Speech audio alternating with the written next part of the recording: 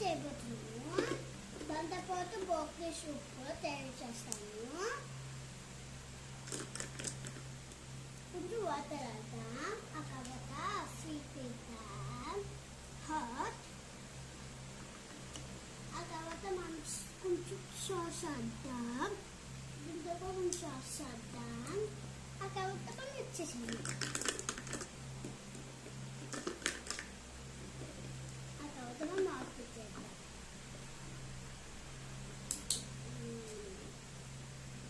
ఆ తర్వాత అయిపోతుంది. తీసేసి మనము ఆనియన్ బ్రోకలీ సూప్ చేసుకుంటాం. ఆ తర్వాత ఒక గిన్నె తీసుకుంటాం.